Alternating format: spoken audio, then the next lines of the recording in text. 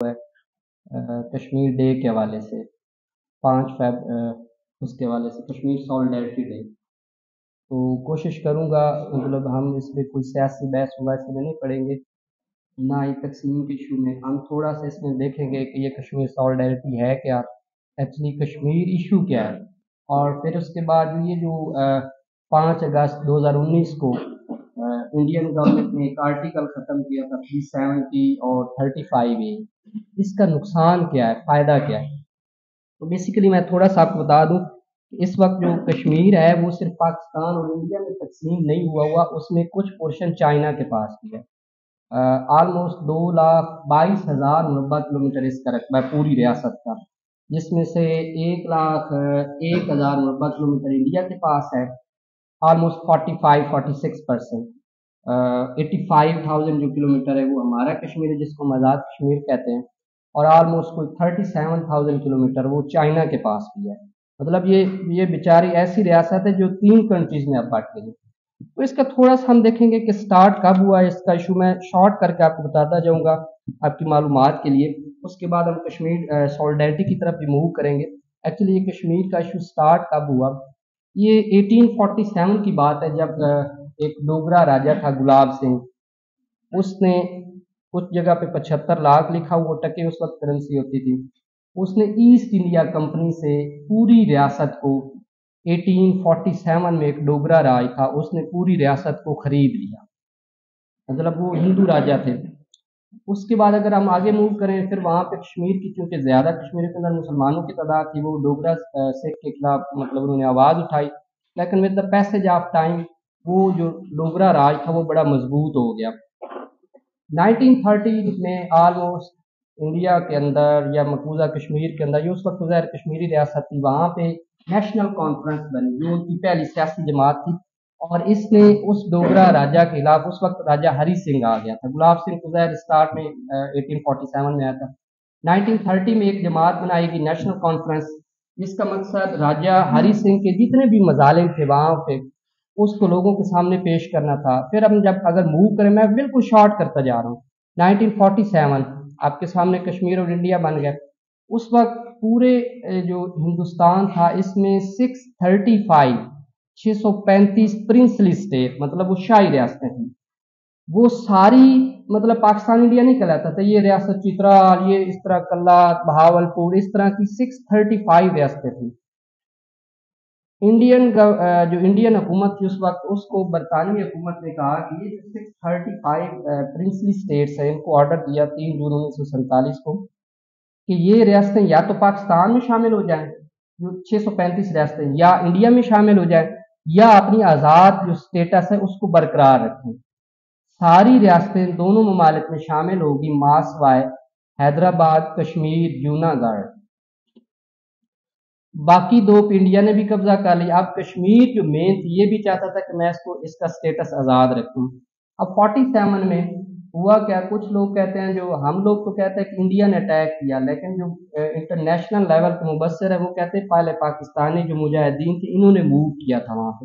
لیکن ہم اس سیاسی بحث میں نہیں پڑیں گے. تو 27 اکتوبر 1947 کو انڈیا نے ڈائریکٹ اٹیک کر دیا جموں کشمیر پہ، جس کا اس وقت رقبہ تھا 2,22,000.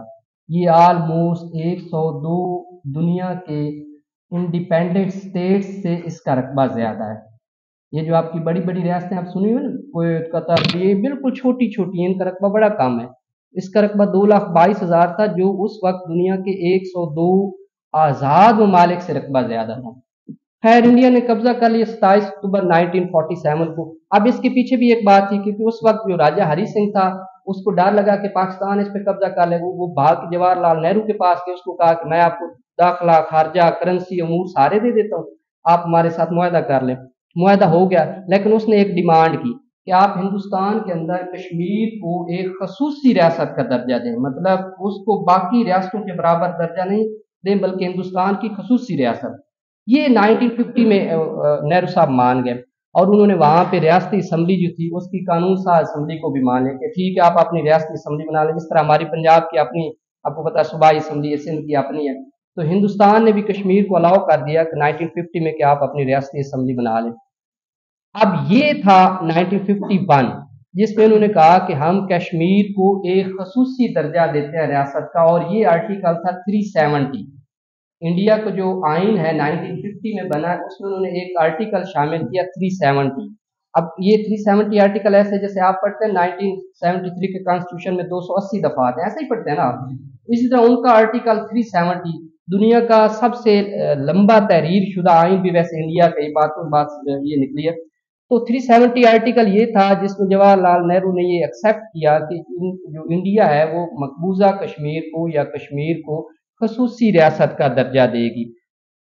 1955-56 میں انہوں نے ایک اور آرٹیکل شامل کیا 35A۔ اب اس کے تحت ہندوستان کی حکومت نے کشمیر کو مزید خصوصی اختیارات دیے، وہاں کی جو لوکل لوگ تھے ان کو یہ اسٹیٹس دے دیا 1955 میں کہ جو بھی کشمیر کے اندر جاب آئے گی وہ صرف کشمیریوں کو ملے گی، انڈیا کو نہیں ملے گی۔ جو بھی کشمیر کے اندر رقبہ خریدے گا وہ صرف کشمیری خریدیں گے، انڈیا کے لوگ وہاں پہ جا کے نہیں خریدیں گے۔ یہ کیا تھا، کشمیر کو اسپیشل اسٹیٹس مل رہا تھا۔ اب یہ آرٹیکل 370 اور 35 اس کے تحت انڈیا نے کشمیر کو خصوصی ریاست کا درجہ دے دیا۔ اس کے بعد ہم اگر آگے ملک میں بڑا شارٹ کروں، 1972 دونوں کشمیر کے اندر یہ ہماری جو ہے شملہ معاہدہ، اس کے تحت لائن آف کنٹرول بن گئی، مطلب اس کو الگ کر دیا گیا، اس کو الگ کر دیا گیا۔ 1990 ایک سال پہلے تقریباً 1988-89 میں یہ جو آج کل اکثر ہم سنتے ہیں مجاہدین نے حملہ کر دیا، یہ کر دیا، یہ ایکچولی یہ تحریک شروع ہوئی ہے 1988 میں۔ مجاہدین نے وہاں پہ کہ جو ان کی فورس تھی جو ظلم کرتے تھے اس کے خلاف انہوں نے جہاد شروع کیا۔ تو پہلی دفعہ اگر پاکستان میں دیکھیں کشمیریوں کے ساتھ یکجہتی منانے کا دن 1990 میں سٹارٹ ہوا، 1990 میں، کیونکہ اس وقت کشمیریوں پر کافی زیادہ ظلم ہو گئے تھے سٹارٹ، پہلے اس سے تھوڑا پیسفل پیریڈ تھا۔ تو 1990 میں یہ غالباً قاضی حسین احمد نے ایک جلسے کے دوران تجویز دی تھی ڈاکٹر صاحب کے کشمیریوں کے ساتھ سالڈیرٹی منائیں، ان کے ساتھ یکجہتی۔ پھر 1991 سے یہ سٹارٹ ہوا۔ تو موو کرتے کرتے ہم آپ آلموسٹ پہنچتے درمیان میں چھوڑ رہا ہوں، شارٹ کروں، 2019 5 اگست جب کشمیر کا اسپیشل سٹیٹس جو تھا خصوصی ریاست کا، جو میں نے پیچھے آپ کو بتایا ہے 1951 والا یا 1955 والا، دونوں آرٹیکل مودی گورنمنٹ نے ان کو ختم کر دیا۔ امت شاہ ان کا وزیر داخلہ تھا، وہ اس کا بانی ہے۔ ان دونوں آرٹیکل کا نقصان کیا ہے، فائدہ کیا ہے، یہ میں آپ کو تھوڑے سے شارٹ کر کے بتا دیتا ہوں کہ جو 370 آرٹیکل ہے جس کو انہوں نے 5 اگست 2019 کو ختم کر دیا، اس کے تحت کیا ہوا، انہوں نے کشمیر کو جو ریاست کا درجہ دیا ہوا تھا خصوصی ریاست، وہ درجہ ختم ہو گیا۔ اب انہوں نے کشمیر کو 2 حصوں میں تقسیم کر لیا ہوا، ایک جموں کشمیر، ایک لداخ۔ لداخ ایسے ہی ہے جیسے ہم فاٹا کہتے ہیں، اور جو جموں کشمیر ہے اس کی ریاستی اسمبلی ہے۔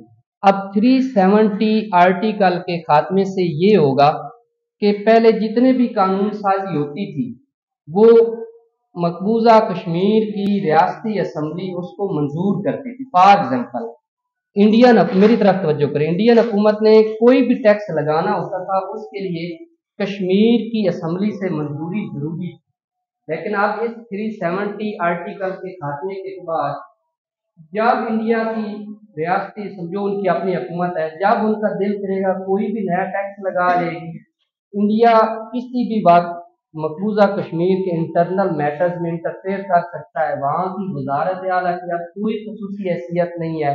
مطلب اوور آل یہ ایسے ہی ہے کہ وفاق کا وہ ایک ڈائریکٹ حصہ بن گیا، جیسے ہمارے وفاق کا خصوصی پہلے حصہ ہوتا تھا آپ کا فاٹا وغیرہ، اب انہوں نے اس کو ختم کر کے APK میں شامل کر دیا۔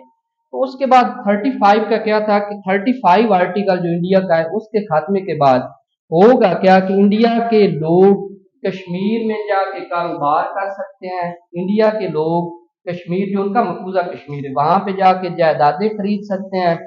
مقبوضہ کشمیر کی جو جابس تھی جو پہلے صرف کشمیریوں کو ہی ملتی تھی، اب اس آرٹیکل کے خاتمے کے بعد انڈیا کے لوگ وہاں پہ جاب کر سکتے ہیں۔ آپ کو بتا دوں آپ لوگ میں نہ گلگت بلتستان میں جاب کر سکتے ہیں نہ ہی آزاد کشمیر میں، کیونکہ وہ انہوں نے ان کو رائٹ دیا، ان کو فائدہ دیا۔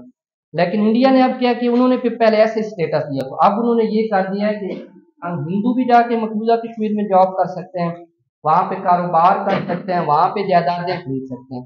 بظاہر تو ہمیں لگتا ہے یار یہ عام سی بات، اس میں ایسے ہی پڑے ہیں، لیکن یہ بڑی ٹپیکل چیز ہے. ہوگا کیا ایٹ پریزنٹ مقبوضہ کشمیر میں زیادہ آبادی کس کی ہے؟ مسلمس کی ہے.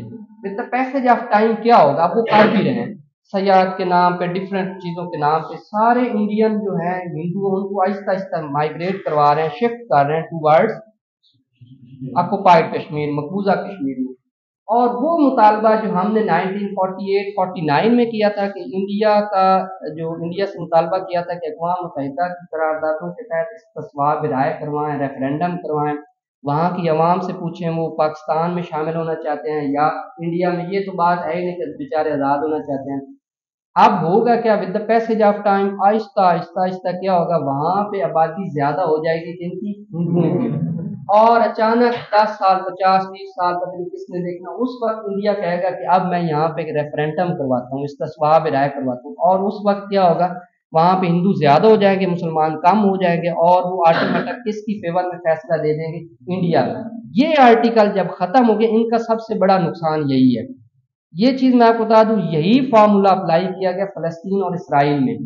اسرائیل جو ہے یہ آلموسٹ 1930 تک وہاں پہ تقریباً 5 ارب ہوتے تھے اور 1 یہودی ہوتا تھا. پھر انہوں نے پوری دنیا سے یہودی اکٹھے کیے، آہستہ آہستہ مائگریٹ کروایا اور ان کو وہاں پہ جا کے آباد کروایا. اور اب یہ پوزیشن ہے کہ بیچارہ عرب والے وہاں پہ 1 رہ گئے اور 5 اسرائیلی ہو گئے، اور وہاں پہ آبادی زیادہ ان کی ہوگی. تو یہ بھی